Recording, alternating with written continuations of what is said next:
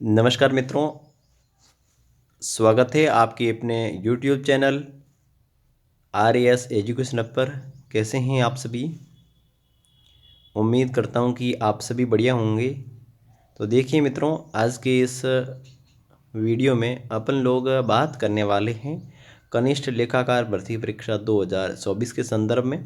और आप सभी जानते ही होंगे कि 12 से लेकर 14 मार्च तक इसके ऑब्जेक्शन लिए गए थे और भारी मात्रा में बच्चों ने या अभ्यर्थियों ने कह सकते हैं इसके ऑब्जेक्शन लगाए हैं। और इन तमाम चीज़ों पर अपन बातें करेंगे। कुछ प्रश्न हैं, 5-6 प्रश्न, उन पर अपन लोग बात करेंगे। उससे पहले आपसे निवेदन है कि अगर आप चैनल पर पहली बार विजिट कर रहे हैं तो सब्सक्राइब ज़रूर कर लें और वीडियो को पसंद या लाइक कर लें। ठीक है, अब दरअसल बात ये हुआ कि आप जो सामने मेरे देख रहे हो आर एस एजुकेशन हब के नाम से टेलीग्राम चैनल है। यहाँ पर मैंने तमाम प्रश्नों की, जितने भी प्रश्न जो ऑब्जेक्शन के लायक थे, उन तमाम प्रश्नों की मैंने यहाँ पर आपको प्रूफ दिए थे। और आप देख सकते हैं, जूनियर अकाउंटेंट हो चाहे किसी वैकेंसी का हो, तो वो सारे के सारे प्रूफ यहाँ दिए जाते हैं। साथ ही यहाँ अपने कोई एजुकेशन से संबंधित कोई पीडीएफ्स हैं या फिर और भी कोई एजुकेशन मैटर है वो डाला जाता है। ठीक है, अब बात ये है कि अपन करेंगे जूनियर अकाउंटेंट के बारे में आज। तो आप सभी से निवेदन है कि आप इस टेलीग्राम चैनल पर अवश्य जुड़ें। डिस्क्रिप्शन में इसका लिंक दिया जाएगा। इसके साथ ही आप वैसे टेलीग्राम पर सर्च करके भी इसके जुड़ सकते हैं। ठीक है, अब देखो पहला कितने प्रश्नों पर लगे हैं ऑब्जेक्शन। तो देखो ऑब्जेक्शन की बात की जाए तो मैंने तो बहुत सारे मतलब जो जिस पर थोड़ा सा भी डाउट था ना, तो हमने उसके प्रमाण आपको दिए। ठीक है, कुल मिलाकर ऑब्जेक्शन लगाने की बात करें तो कम से कम मैं मानता हूँ कि 32 प्रश्न है वो हमने ऑब्जेक्शन 32 प्रश्न तो हमने दिए थे। फर्स्ट सेकंड पेपर की बात कर रहा हूँ, पर ये बाद में बात करें डिलीट भी कितने होंगे। और 7 प्रश्न हैं जो आपके फर्स्ट पेपर में है।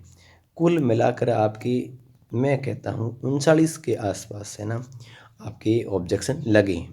कितने प्रश्नों पर है? तो 39 प्रश्नों पर ऑब्जेक्शन लगे। क्या इतने प्रश्न भी चेंज हो सकते हैं? इतने प्रश्न की संभावना नहीं है।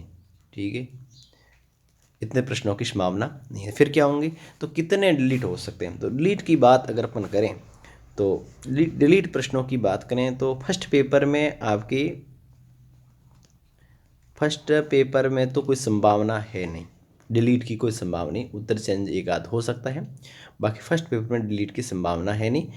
एक प्रश्न है जो आपको डिलीट हो सकता है ज़्यादा। और सेकंड पेपर की अगर अपन बात करें तो यहाँ आपकी डिलीट प्रश्नों की संख्या है वो लगभग आपके 9 से 10 के बीच रहने वाली है। और उत्तर बदलाव की बात करें, चेंज उत्तर की बदलाव की बात करें तो ये आपकी संख्या हो जाएगी 4 से 5 प्रश्न। कितने? 4 से 5। कुल मिलाकर आपके 14 से 15 प्रश्नों पर यहाँ पर प्रभाव पड़ने वाला है। और यहाँ पर एक प्रश्न आप पूछेंगे कौन सा? एक प्रश्न जो हिंदी वाला है, जैसे कि मैं कई बार बता चुका हूँ, निर प्लस निर्बल वाला है।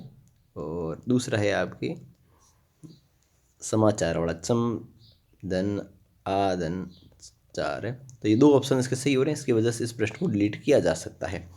ठीक है, तो कुल मिला के इतने प्रश्न हैं। अब देखो उत्तर बदलाव की भी मैंने बात कर ली। कितने फर्स्ट पेपर में? फर्स्ट पेपर में आपके मान के चलिए 3 प्रश्न हैं।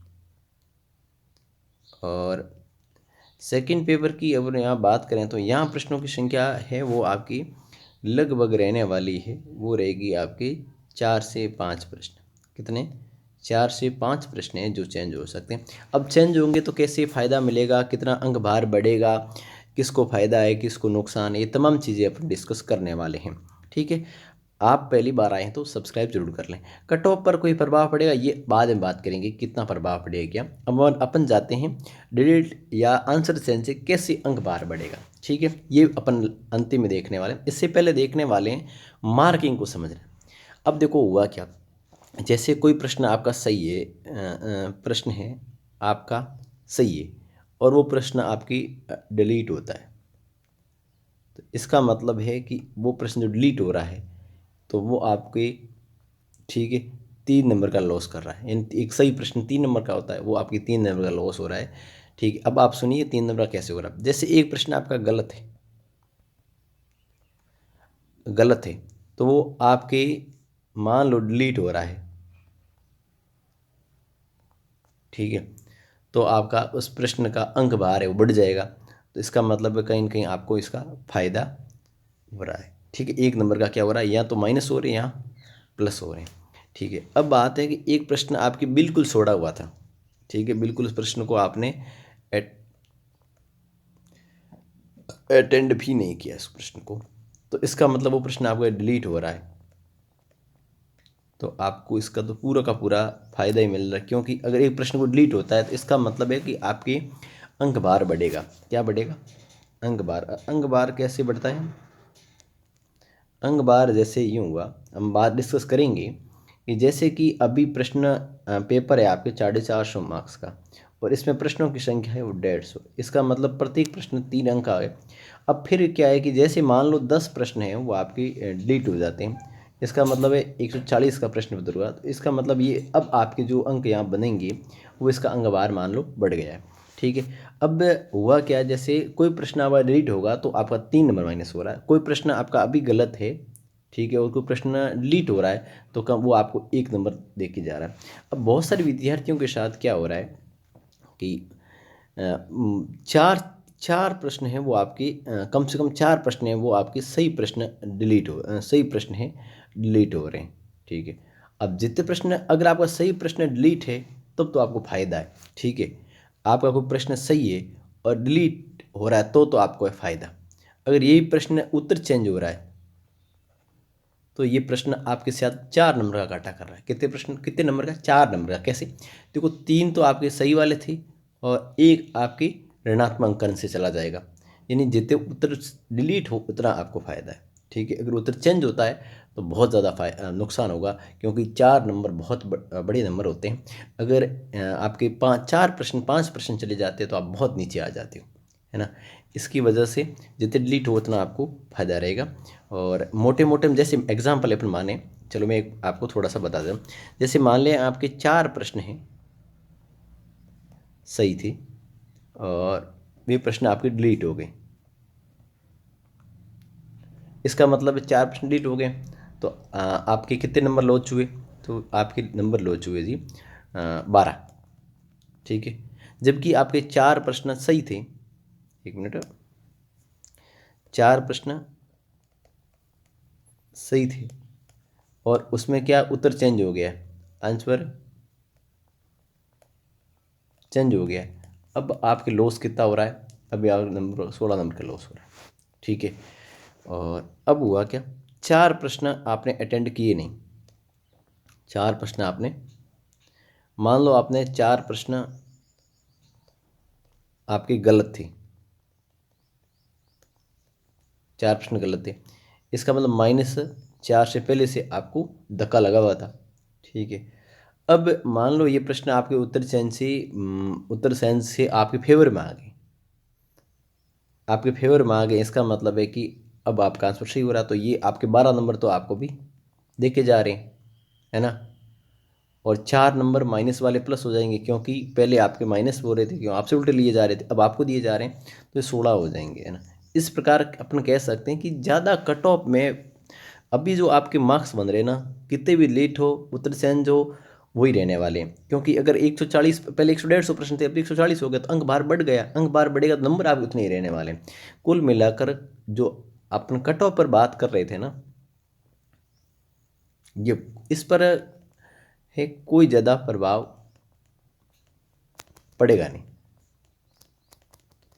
और दूसरी बात ये है कि बोर्ड है ना वो भी चाहता है कि आपने अगर आपत्तियां ज़्यादा लगाई है तो वो उस प्रश्न को डिलीट कर देगा, क्योंकि कोर्ट ये नहीं चाहता है कि ये भर्तियां हैं वो हाई कोर्ट तक जाए।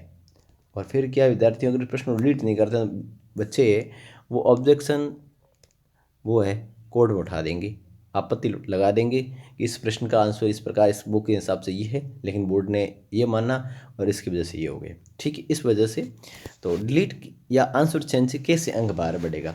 ठीक है, मैंने अभी आपको ये समझाया, वही गणित रहने वाला। डिलीट से तो आपका फ़ायदा है, और उत्तर चेंज हो रहा है, अगर आप प्रश्न आपका सही हो रहा है वो गलत हो रहा है ना, तो आपको कहीं ना कहीं बहुत ज़्यादा नुकसान होने वाला है।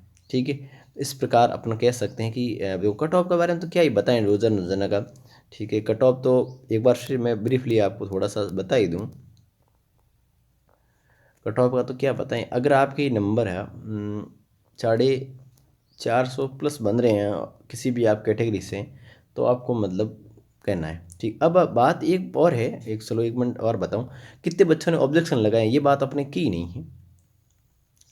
ठीक है, मैं आपको बताता हूँ, थोड़ा आंकड़ा बता देता हूँ कितने बच्चों ने ऑब्जेक्शन लगाए हैं। 1 मिनट है। चलिए, ऑब्जेक्शन की बात करें तो अपना टेलीग्राम चैनल है RAS एजुकेशन हब के नाम से, तो अगर आप इस पर जोड़ सकते हैं, एजुकेशन से संबंधित अपन अपडेट रहते हैं यहाँ पर। ठीक है, चाहे किसी भी माध्यम से हो, और सिलेक्टेड बंदे यहाँ पर हैं जो इस गुरु समूह का संचालन करते हैं, और ये अपना टेलीग्राम चैनल है, आप जुड़ जाएं। अब देखो, RAS एजुकेशन हब में पर एक पोल बनाया था जूनियर अकाउंटेंट में, अब आपने कितने प्रश्नों पर ऑब्जेक्शन लगाई हैं पेपर फर्स्ट और सेकंड को मिलाकर। तो विद्यार्थियों की जो प्रतिक्रिया आई है उसमें आप देखिए, 6% ने तो कहा है कि सर हमने 1 से 3 का लगाया है, 9% लोगों ने कहा है कि सर हमने 3 से 5 प्रश्नों पर लगाए हैं, 14% ने कहा है सर हमने 5 से 8 प्रश्नों पर लगाए हैं, 18% ने कहा कि 8 से 11 पे लगाए हैं, और कुल मिलाकर 22% ने कहा कि हमने सर आपत्ति लगाई ही नहीं है। जबकि आप 22% की बात देखोगे तो सर्वाधिक आपको मिलेंगे 8 से 11 प्रश्नों पर। ठीक है, 8 से 11 प्रश्नों पर, और बाकी के 12% लोग हैं। इस प्रकार कुल वोटों की संख्या 658 लोगों ने वोट किया था। तो कह सकते हैं कि भारी मात्रा में है जो आपत्तियां लगी है। मेरे पास व्यक्तिगत मैसेज भी आए हैं, तो निस्संदेह अपने मान के चले, कम से कम जो मैं अभी आपको मैंने आंकड़ा बताया है उस आंकड़े से ज़्यादा कोई फर्क रहेगा नहीं। कम से कम आपको देखने को मिलेंगे 10 से लेकर 14 प्रश्नों के बीच ये गणित है चेंज होने वाला है। ठीक है, और भी कोई अपडेट होगी जो जूनियर अकाउंटेंट के संदर्भ में होगी तो मैं आपके साथ साझा कर लूँगा। आप इस चैनल पर बने रहें, सब्सक्राइब कर लें, और अपना जो टेलीग्राम चैनल है वहाँ पर भी आप जुड़ जाएं ताकि स्टडी मटेरियल्स वहाँ पर आपको अवेलेबल होता रहे। और इसका डिस्क्रिप्शन में इसका लिंक दिया जा रहा है। धन्यवाद।